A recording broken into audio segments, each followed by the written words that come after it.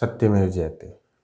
अर्नब गोस्वामी को 7वें दिन आज बेल मिली है और रायगढ़ पुलिस को सर्वोच्च न्यायालय ने तुरंत रिहा करने का आदेश दिया। अर्नब गोस्वामी काफ़ी सौभाग्यशाली हैं कि उन्हें 7वें दिन ही बेल मिली है, वरना देश में आज़ादी के पहले और आज़ादी के बाद कई ऐसे पत्रकार और लेखक हुए हैं जो वर्षों तक इंतज़ार करते रहे हैं बेल के लिए।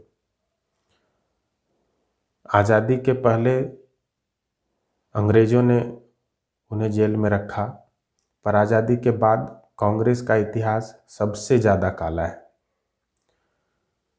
कांग्रेस ने अपने ट्विटर हैंडल से 3 मई 2020 को एक ट्वीट किया था जिसमें लिखा था, India slipped 2 places in world press freedom index to 142 as we commemorate world press freedom day.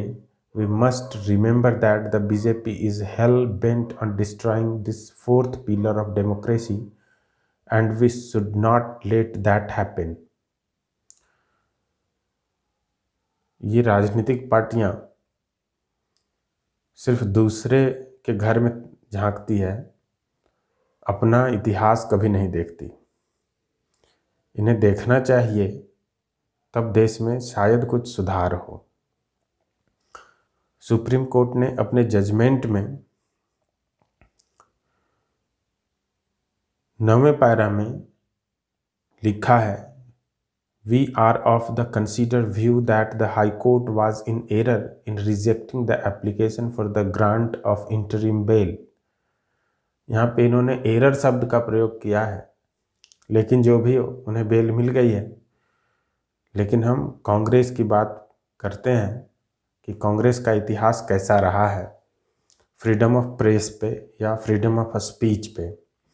तो इसकी शुरुआत नेहरू से ही हो गई थी। इन्होंने पहला अमेंडमेंट ही किया था, वो फ्री स्पीच पे रीजनेबल रिस्ट्रिक्शन लगाया था। फर्स्ट अमेंडमेंट इसी का था। इन्होंने प्रेस फ्रीडम को कम किया था प्रेस ऑब्जेक्शनेबल मैटर्स एक्ट 1951 में लाके। ये इन्होंने दूसरी बार दमन किया था फ्रीडम ऑफ स्पीच का। पंडित नेहरू ने फ्रीडम ऑफ स्पीच को दबाने के लिए जो सबसे बड़ा काम किया था, वो उन्होंने मजरूह सुल्तानपुरी को जेल में बंद करके किया था। इसके लिए उन्हें 1 साल जेल में रखा गया था, क्योंकि उन्होंने एक कविता लिखी थी। कविता की 4 पंक्तियां ही हैं और 4 पंक्तियों के लिए उन्हें जेल में डाला गया था, क्योंकि उन्होंने नेहरू के विरुद्ध लिखा था।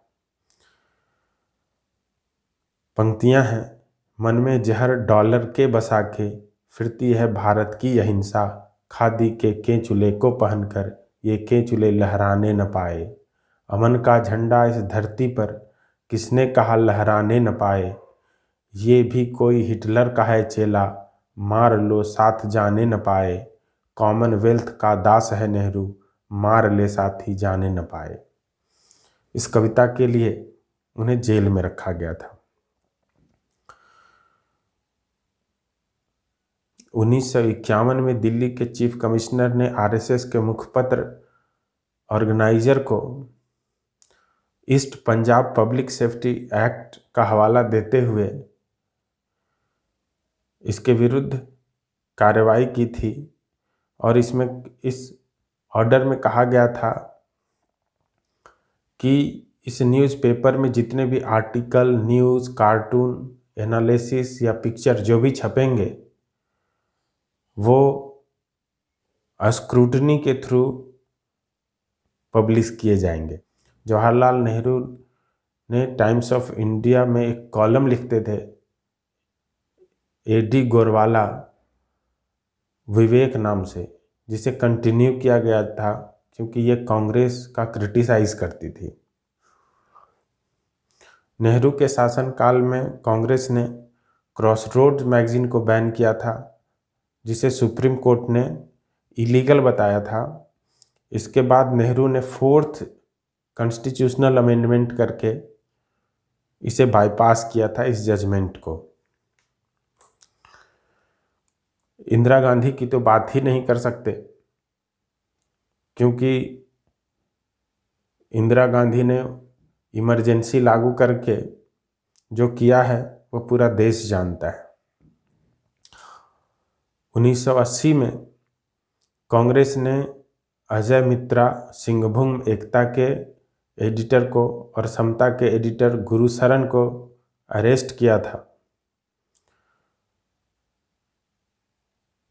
इंदिरा गांधी ने वेस्ट बंगाल में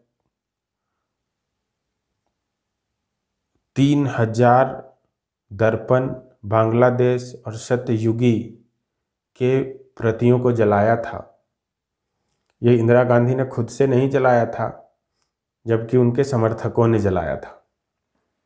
अभी बीजेपी पे ये आरोप लगता है कि उनके समर्थक किसी पर भी आरोप लगाते हैं और किसी के विरुद्ध कुछ कार्रवाई करते हैं और जेल भेज दिया जाता है। तो यहाँ पे आप देख सकते हैं कि कांग्रेस कितनी पाक साफ रही है। 1972 में जंतर मुख और फ्रंटियर के पब्लिकेशन पर रोक लगाई गई थी। हिंदुस्तान टाइम्स के एडिटर बीजी वारगेसे को हिंदुस्तान टाइम्स से संजय गांधी के कारण बर्खास्त किया गया था। 1982 में कांग्रेस गवर्नमेंट ने बिहार प्रेस बिल लाया था। 2018 में कांग्रेस जेडीएस गवर्नमेंट ने केरला में संतोष तमन्या, एक जर्नलिस्ट को रात में अरेस्ट किया गया था, क्योंकि उन पे आरोप था कि वो टीपू सुल्तान के विरुद्ध स्पीच दे रहे हैं। तो ये कांग्रेस का इतिहास है, काफ़ी लंबी फहरिस्त है जो आगे